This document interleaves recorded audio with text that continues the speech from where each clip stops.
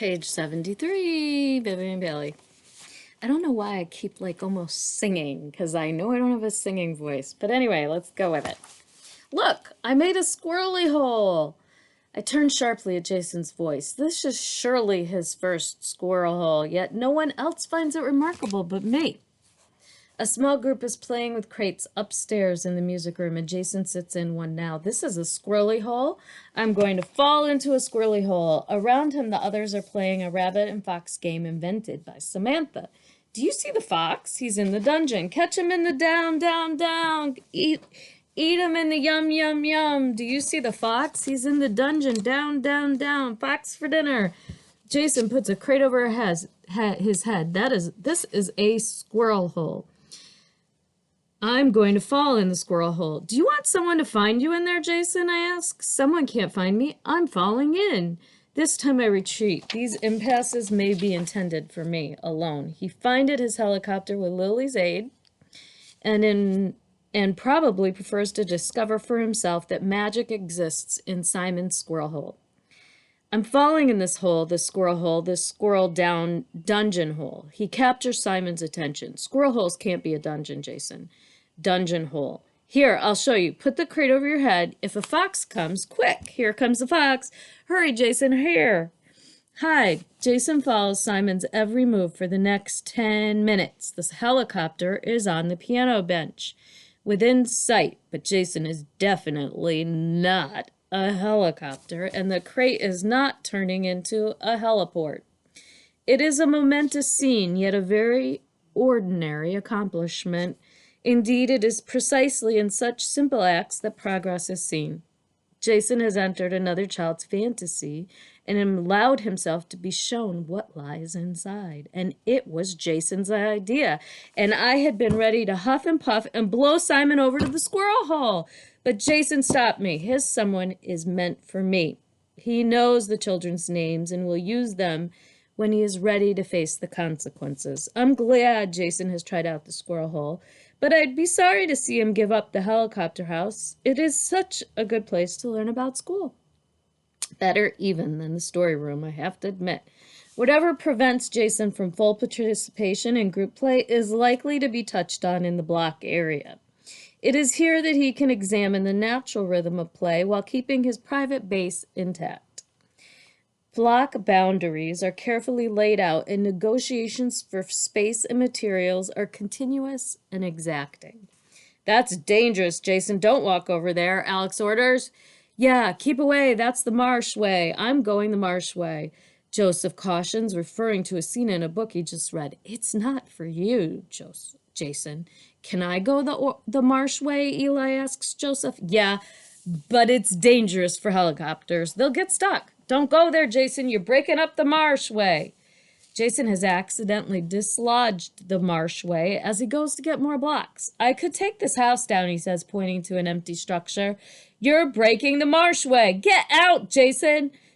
Don't. It's the marsh way. Jason's confused. His eyes begin to fill. I'm going there now because he's trying to be reasonable and offer an explanation. Because there isn't a... No, Jason, Alex screams, pulling his arm. You don't even know what school is. Because I want to take it down. But we're playing with it. It's the marsh way. Goes over there to that secret place.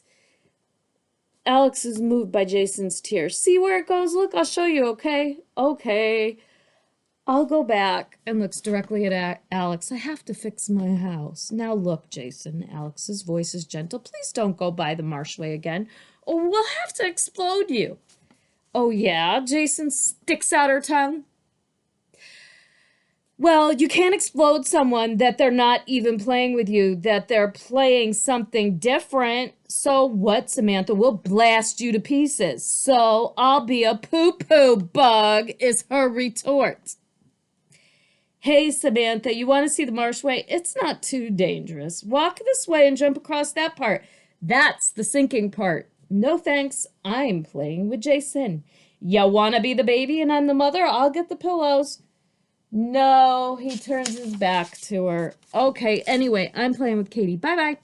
Samantha knows how to play.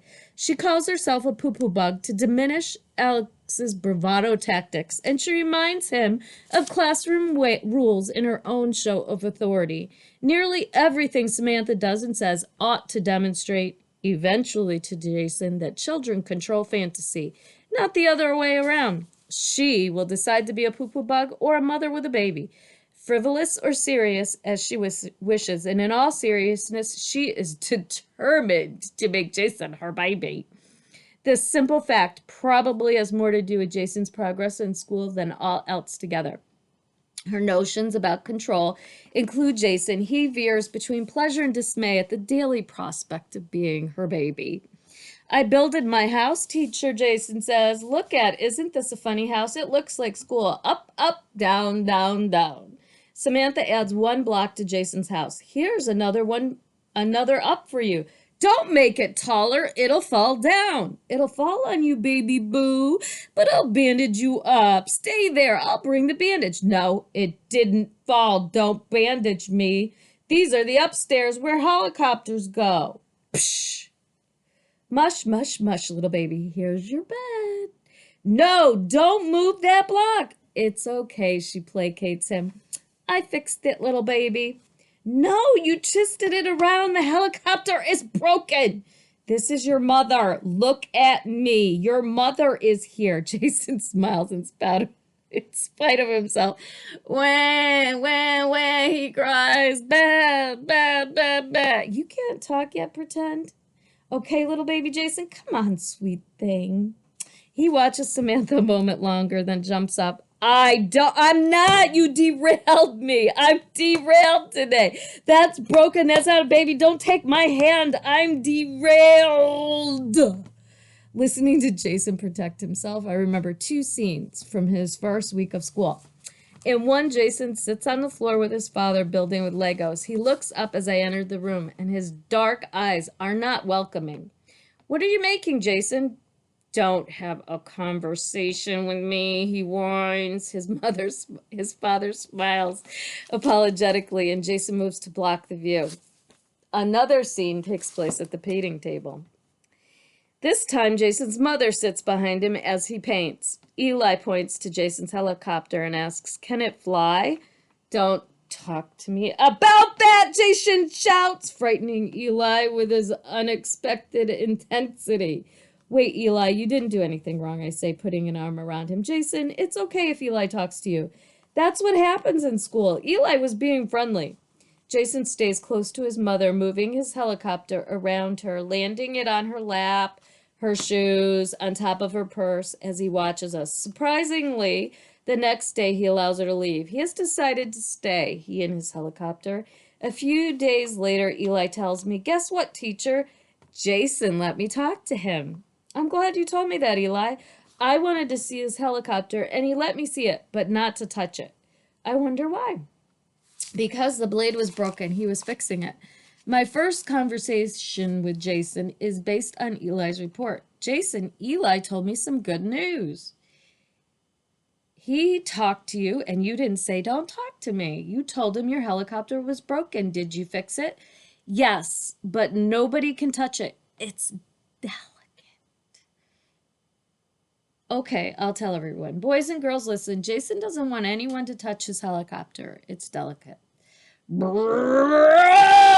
His roar blots out my voice. Such is the stuff of which school introductions are made, and each child enters through a different door. That Jason has flown in by helicopter is a valuable reminder of the indomitable nature of the human spirit. Those of us who presume to teach must not imagine that we know how each student begins to learn.